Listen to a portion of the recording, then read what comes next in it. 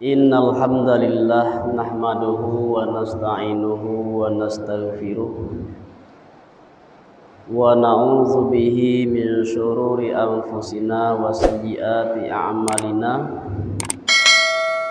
May yahdihillahu fala mudhillalah wa may yudlil fala hadiyalah. Asyhadu an la ilaha illallah wahdahu la syarikalah wa ashhadu anna Muhammadan abduhu wa rasuluh. Allahumma shalli wa sallim ala sayyidina wa maulana Muhammadin wa ala alihi wa sahbihi ajma'in. Subhanaka la ilma lana illa ma 'allamtana innaka antal alimul hakim. Bapak Ibu jamaah salat subuh rahimakumullah.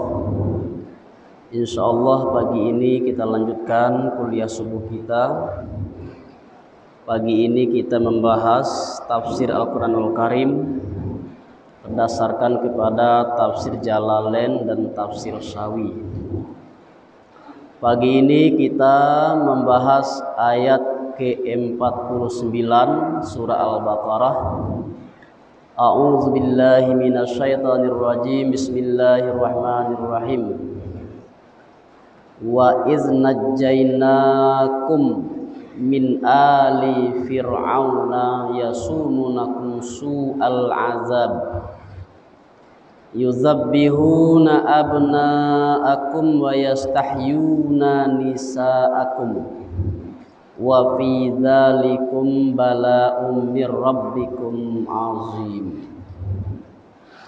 Dan ingatlah ketika kami melepaskan kalian atau membebaskan kalian dari keluarga Fir'aun, menyelamatkan kalian dari keluarga Fir'aun yang mana mereka merasakan kepada kalian azab siksaan yang buruk. Mereka menyembelih atau mereka membunuh anak laki-laki kalian dan mereka membiarkan hidup anak perempuan kalian. Dan pada yang demikian adalah cobaan dari Tuhanmu yang maha besar, yang maha agung. Wazkuru iznajjainakum, dan ingatlah ketika kami menyelamatkan kalian. Jadi ayat ini turun di zaman Nabi. Kum di sini maksudnya adalah nenek moyang Yahudi yang hidup di zaman Nabi. Jadi ketika kami membebaskan atau menyelamatkan kamu, maksudnya adalah abaikum, nenek moyang kamu, yaitu di zaman Nabi Musa alaihissalam.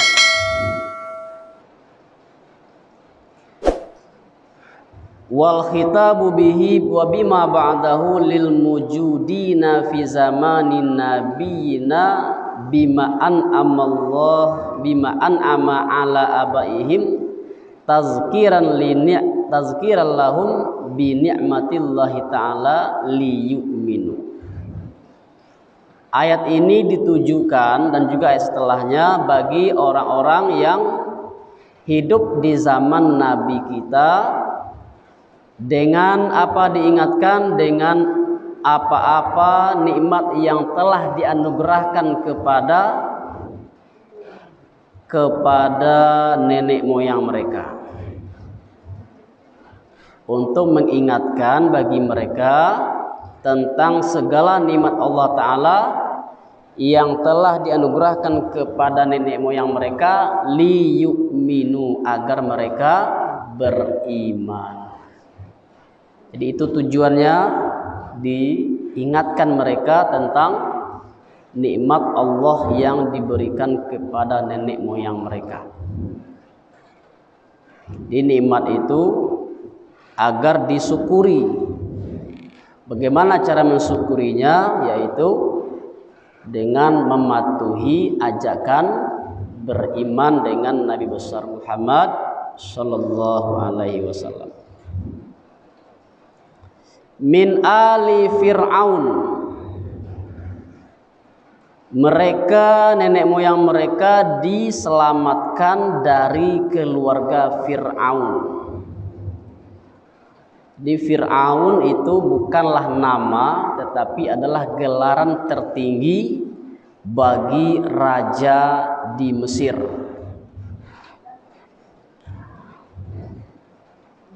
Bukan nama, tapi gelaran bagi raja di Mesir. Bapak Ibu jamaah rahimakumullah, sejarah kehadiran Bani Israel di Mesir bermula dari kedatangan Nabi Yusuf alaihi salam. Jadi sudah pernah kita ketahui bahwa Nabi Yusuf, awal sejarah adalah, awal cerita, Nabi Yusuf dibuang oleh saudara-saudaranya ke dalam sumur tua, ke dalam perigi, lalu didapatkan oleh para musafir, pedagang yang dalam perjalanan ke Mesir. Lalu Nabi Yusuf dipungut dan dijual sesampainya di Mesir. Nah, kemudian setelah Nabi Yusuf menjadi pejabat, ada yang mengatakan menteri, ada yang mengatakan sebagai kepala badan logistik yang mengurusi masalah makanan. Nah, ketika itu saudara-saudaranya datang ke Mesir untuk membeli makanan, bahan makanan. Nah, sejak itu Nabi Yusuf meminta, bawa keluarga kita ke sini semua. Nah, itulah awal dari menetapnya dan berkembangnya Bani Israel di Mesir. Menurut sejarah, di zaman Nabi Yusuf itu Mesir terbagi kepada dua. Yang pertama adalah Mesir Utara, yang kedua adalah Mesir Selatan. Nah, di zaman itu Nabi Yusuf tinggal di Mesir Utara, yang sebelumnya Mesir Utara ini ditaklukkan oleh seorang raja yang bernama Heksos. Jadi Nabi Yusuf menjadi pegawai dari kerajaan yang dipimpin oleh Raja Heksos. Di sini kita lihat ada perbedaan istilah, perbedaan. Al-Quran menyebut ketika menceritakan Nabi Yusuf, Raja Mesir tidak disebut sebagai Fir'aun, tetapi disebut sebagai Malik. Berkata Malik, berkata Raja Mesir. Tetapi di sini disebutkan istilah Fir'aun. Jadi istilah Fir'aun itu adalah untuk merujuk kepada Raja Mesir yang angkuh, yang sombong dan durhaka. Itu digunakan istilah Fir'aun.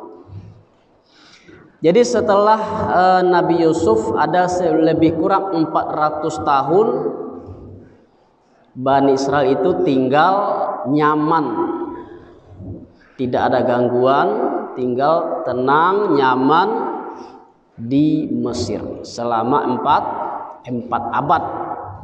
Sampai akhirnya Mesir bagian utara itu ditaklukkan oleh seorang raja yang menguasai seluruh Mesir. Disitulah berubahnya nasib kalangan Bani Israel. Nah, rajanya yang terkenal adalah Ramses II. Itulah yang menindas Bani Israel di zaman Nabi, sebelum kelahiran Nabi Musa alaihi salam. Di Ramses II itu dia menetapkan kebijakan untuk membunuh anak laki-laki yang lahir di kalangan Bani Israel dan membiarkan yang anak perempuan. Jadi menurut cerita ada diperganti-gantikan. tahun ini diperintahkan untuk membunuh anak laki-laki. Tahun berikutnya dibiarkan. Tahun berikutnya dibunuh lagi. Nah, jadi Nabi Harun itu lahir, kakaknya Nabi Musa lahir di tahun ketika Fir'aun tidak memerintahkan untuk membunuh anak laki-laki. Makanya tidak ada masalah Nabi Harun. Tapi Nabi Musa lahir yaitu di tahun ketika di tahun itu diperintahkan bunuh anak laki-laki. Karena itu Nabi Musa setelah dilahirkan dimasukkan ke dalam peti dan dihanyutkan ke Sungai Nil. Karena di zaman itu, di tahun itu diperintahkan untuk membunuh anak laki-laki. Bapak Ibu jamaah rahimakumullah, kenapa Fir'aun menetapkan kebijakan untuk menindas Bani Israel? Pendapat yang pertama mengatakan bahwa Bani Israel dicurigai akan membuat makar atau memberontak kepada pemerintah. Jadi karena Bani Israel itu berasal dari luar, dari Palestina, maka dicurigai Bani Israel itu akan merebut kekuasaan atau bersekongkol dengan pemerintahan yang lalu, yaitu pemerintahan yang dikalahkan, untuk menggulingkan kerajaan waktu itu.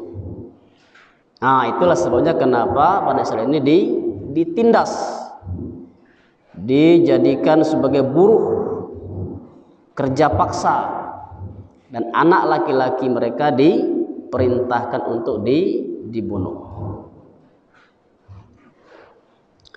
Yuzabbihuna abna'akum, mereka menyembelih, artinya membunuh anak laki-laki kamu, al-mauludina yang dilahirkan, wa yastahyuna yastabquna nisa'akum, dan mereka menghidupkan, artinya membiarkan hidup perempuan kamu, anak perempuan kamu.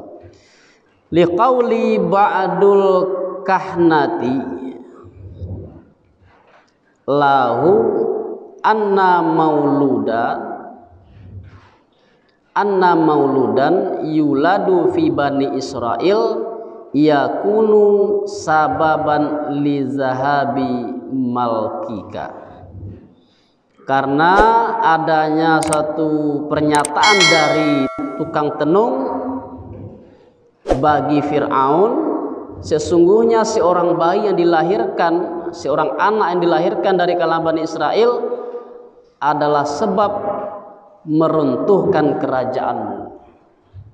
Jadi tukang tenung memberikan masukan, informasi kepada Raja Fir'aun bahwa akan ada seorang anak yang dilahirkan dari kalangan Bani Israel yang menjadi penyebab dari keruntuhan kerajaan Fir'aun.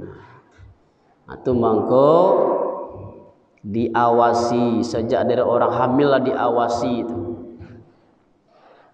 Orang hamil diawasi, kalau lain anak laki-laki dibunuh, kalau perempuan dibiarkan hidup.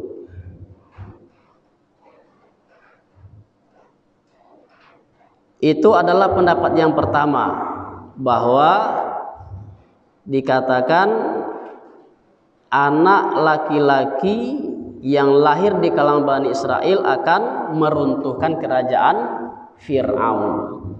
Pendapat yang kedua adalah kenapa Bani Israel ini ditindas oleh Fir'aun, adanya hasutan dari pemuka agama-agama kuno di Mesir.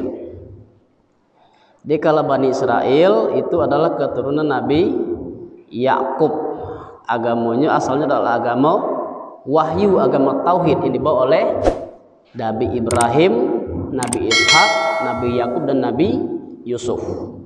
Nah, sebelum itu sudah ada agama asli atau agama pribumi di Mesir, agama kuno. Nah, pemuka agama tersebut merasa tersaingi merasa tidak suka dengan agama yang dianut oleh Bani Israel. Karena itu mereka menghasut raja kebencian mereka ini.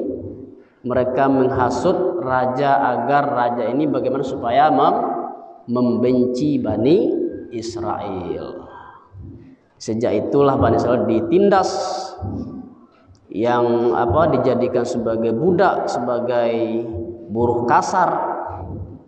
Nah, sama aja di zaman Jepang cerita enggak, disuruh bakar rajo tapi enggak diagih gaji, enggak diagih upah.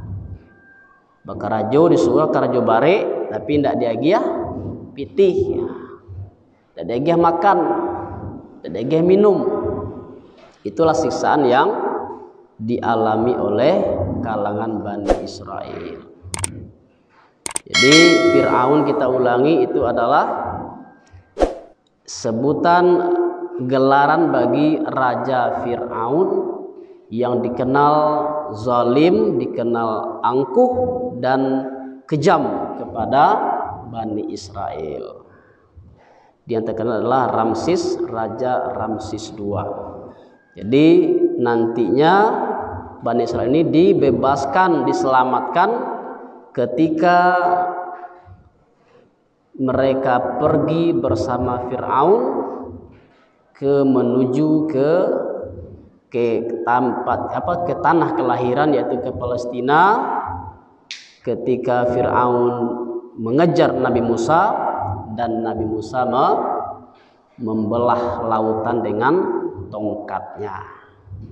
Itulah nikmat yang besar yang Allah ingatkan kepada Bani Israel, bahwa Allah telah menyelamatkan nenek moyang mereka dari kekejaman Fir'aun.